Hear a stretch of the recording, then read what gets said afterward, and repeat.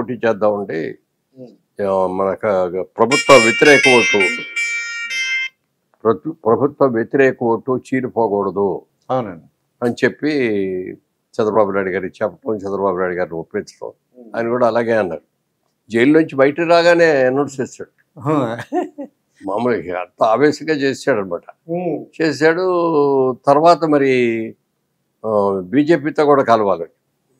కూటమిని పెట్టిన తర్వాత బీజేపీ కలవకపోతే, ఎందుకంటే అక్కడ బీజేపీ ఉంది అని అంటే ఐఏఎస్ ఐపీఎస్ అందరూ అడప్ట్ అవుతారు. అవునండి. లేకపోతే ఇప్పుడు గత గవర్నమెంట్లో ఏం చేస్తున్నారో ఏంటో తెలియదు. నామినేషన్ చేసేవాడు ఎవడన్నా వెళ్తా అంటే కూడా ఆయన్ని ఆపేసేసి ఇది ఇచ్చేవారు కదా. అలా ఇనానిమస్లు కూడా చాలా చేసుకుని ఉండేవారు. అవునండి. ఇవన్నీ జరగకుండా ఉండాలంటే ఈ కూటమి కావాల్సిన అవసరం ఎంతైనా ఉంది. ఓటు చేయకూడదు. బీజేపీ మోన్ని కలుపుకోవడం మూలంగా మరి పెద్ద అడ్వాంటేజ్ వస్తుందని కాదు, కానీ ఒక విధంగా డిసడ్వాంటేజ్ కూడా. కొన్ని ఓట్లు తగ్గుతాయి. అది లేకుండా కూడా ఎక్కువే వచ్చి ఉండేవి. అయితే అది ఉండటం మూలంగా భయపడిపోయారు. అందరూ అలర్ట్ అయ్యారు. అక్కడ బీజేపీ ఉంది. ప్రైమ్ మినిస్టర్ గారు కూడా మీటింగ్లు కాటికి వస్తున్నారు. ఏదైనా తేడా వచ్చిందంటే మన తాట తీస్తారు అన్న లెవెల్లో భయపడ్డారు. అది అడ్వాంటేజ్ అయింది మాకు. దాంతో ఏమైందంటే ఎలక్షన్ అద్భుతంగా జరిగింది. 82% పోలింగ్ వచ్చింది. ఎక్కడా లేదు ఇండియా మొత్తంలో ఎక్కడ కూడా అంత పోలింగ్ ఎవరి దగ్గర జరగదు. అంత పోలింగ్ జరగటం సైలెంట్ వేవ్ అండి. సైలెంట్ విప్లవం అంటారు. నిశ్శబ్ద విప్లవం. అది అంటే ఎవరికి వాళ్ళ లోపల మనసులో ఇదైపోయారు, బాధపడుతున్నారండి. ఈ 5 సంవత్సరాలుగా ఎన్ని రకాలుగా అన్ని వర్గాల వాళ్ళు, పెద్ద చిన్న అన్ని లేదు. పారిశ్రామికతలో పడ్డారు, బిజినెస్ పీపుల్ పడ్డారు, రోజు కూలి చేసుకునే రెక్కడి తెగండి ఒక్కలాంటి కూలీలు బాధపడ్డారు, అందరూ బాధపడ్డారు. ఇక అంతకుముందు ఎవరు ఎన్ని పార్టీలున్నా ఎప్పుడు రౌడీజం అనేది మనకు ఉండేది కదండి. పెట్టేకపోయారు. రౌడీజం కూడా విపరీతంగా వచ్చారు. ఒక రౌడీలు ఏదో కాదు, అసలు మంత్రులు కూడా అంతే. మంత్రులు ఎమ్మెల్యేలు కూడా అసలు వాళ్ళ మాటలు కానీ, మాట్లాడే విధానం కానీ, వాళ్ళ ఇది కానీ అసలు భయంకరంగా భయపడ్డారు. అందరూ కూడా లోపల భయపడతానే ఉన్నారు. ఇదంతా జరుగుతుంది, మనం తప్పు చేసాం. లాస్ట్ టైం చంద్రబాబు నాయుడు గారు ఓడిపోయి జగన్మోహన్ రెడ్డి గారు గెలిచిన తర్వాత మాకు పార్లమెంట్లో కలిసే వీళ్ళు ఉంటారు, ఫ్రెండ్స్, ఇతర స్టేట్స్ వాళ్ళందరూ మాకు ఫోన్లు చేసి ఉన్నారు. ఏమయ్యా మీ వాళ్ళకి ఏం బుద్ధి ఉండదా? ఆ చంద్రబాబు లాంటి అద్భుతమైన అమ్మాయి ఉంటే ఆయన గెలిపించుకోకుండా ఎప్పుడో ఎవరో జైల్లో ఉండి వచ్చిన 15 నెలలు జైల్లో ఉండి వచ్చి 20 కేసులు ఆయన మీద ఉన్నాయి, A1 అన్నింటిలోనూ. అలాంటి వాటిని ఎట్లా ఇచ్చుకున్నారా మీకు? అసలు చంద్రబాబు నాయుడు లాంటి ముఖ్యమంత్రి మాకుంటే అంత బాగుంటుంది అని మేమందరం అనుకుంటుంటే మీకున్న మీరేంటయ్యా అతను ఓడిచ్చారు అని అంటే ఏం సమాధానం చెప్తాం? ఏమీ చెప్పలేకపోయాం. అది మన కర్మ అనుకున్నాం అంతే. అనుభవించాం, 5 ఏళ్ళు అనుభవించాం, మేము అనుభవించాం, అందరం. వీళ్ళు వాళ్ళు లేదు, ఏ వర్గానికి ఆ వర్గానికి అయింది. అభివృద్ధి లేకపోగా ఏ ముఖ్యమంత్రి అయినా కూడా రాష్ట్రాన్ని పరిపాలించడానికి వచ్చేటప్పుడు కొన్ని పద్ధతులు పెట్టుకోవాలి. జగన్మోహన్ రెడ్డి గారు రాజకీయాల్లోకి వచ్చిన తర్వాత ముఖ్యమంత్రి అయ్యే తర్వాత ఆయన ఫస్ట్ స్టేట్మెంట్ ఒకటి ఇచ్చారు. ఈ 6 నెలల లోపల ఆంధ్రప్రదేశ్ని భారతదేశంలోనే నెంబర్ 1 స్టేట్గా తీర్చిదిద్దుతాను, బెస్ట్ చీఫ్ మినిస్టర్గా నేను పేరు తెచ్చుకుంటాను, అలాగే ఈ రాష్ట్రాన్ని నేను 30 ఏళ్ళు, రాబోయే 30 ఏళ్ళు నేనే పరిపాలిస్తాను అని అన్నాడు.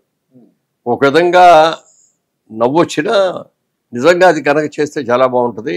ఒక యంగ్ ఎంటర్ప్రైనర్ లాగా వచ్చే వయసులో ఉన్న వ్యక్తి వచ్చాడు. నిజంగా అతనికి ఆ మనసులో ఆ భావనే ఉండి బెస్ట్ చీఫ్ మినిస్టర్గా పేరు తెచ్చుకొని 30 ఏళ్ళు పరిపాలన చేసే లెవెల్ తీసుకొని అభివృద్ధి చేస్తున్నట్టు అందరూ సంతోషించేవాళ్ళు. అవునండి. కానీ అసలు కన్స్ట్రక్టివ్ కంటే డిస్ట్రక్టివ్ ఎక్కువ. ప్రమాణ స్వీకారం చేయగానే మొదటి రోజు చేసిన పని ఏంటి? ప్రజావేదికను కూలగొట్టారు. ఇది వరకటి రోజుల్లో కన్స్ట్రక్షన్ అంటే సిమెంట్ పిల్లర్స్ వేసి ఎన్ని కట్టడం ఇదివరకు పద్ధతి అండి.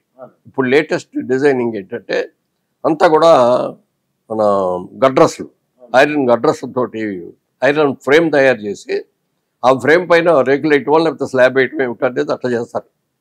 దాన్ని నిజంగా ఆయనకి ఇష్టం లేక అది తీసేద్దామని అనుకుంటే కామ్గా పైన రేకులు తీసేసి నట్లు బోల్ట్ లోడ్ తీసేసి తీసుకెళ్ళి ఎక్కడైనా బిగించుకోవచ్చు. అలా చేయకుండా మరి ప్రొక్లైనర్లో బుల్డోజర్లు తీసుకొచ్చేసి మొత్తం కూలగొట్టేశారు. అది ఏది పనికిరాదు. ఐరన్ గడ్డలు కూడా అన్ని మెలికలు తిరిగిపోయినాయి. ఇప్పటికీ అది అలాగే ఉంది.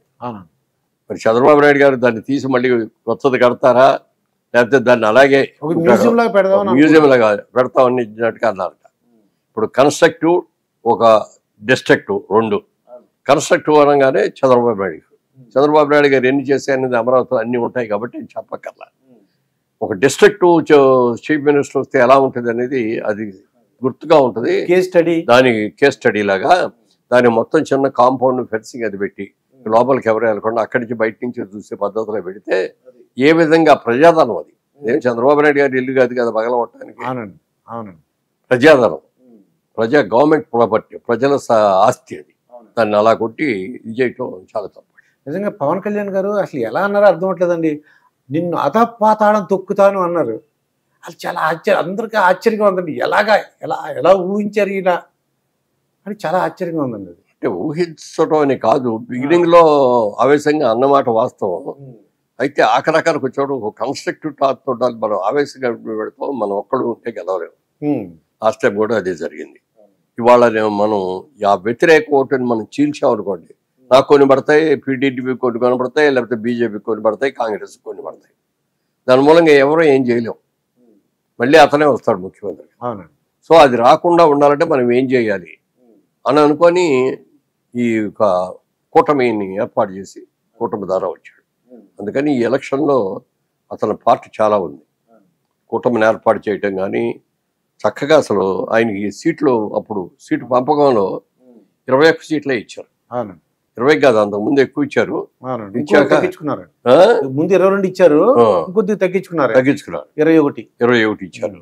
దాంట్లో మళ్ళీ పార్లమెంట్ సీట్లు వాళ్ళకి కావాలంటే మళ్ళీ బీజేపీకి ఇచ్చారు. అవి కూడా అప్పుడు చాలా మంది ఆయన మీద ప్రశ్న ఇచ్చారు. మా ఈస్ట్ గోదావరి ముద్రగడ పద్మనాభం రెడ్డిగా మార్చుకున్నారండి వాళ్ళే.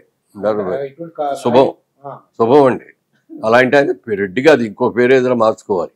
రెడ్డి అని మార్చుకోవచ్చు, తగ్గేదే ఉంది. కనీసం ఏమంటారు ఒక వర్గాన్ని, సామాజిక వర్గాన్ని డెవలప్ చేయాలనుకుంటే చేసే విధానం వేది అది కాదు.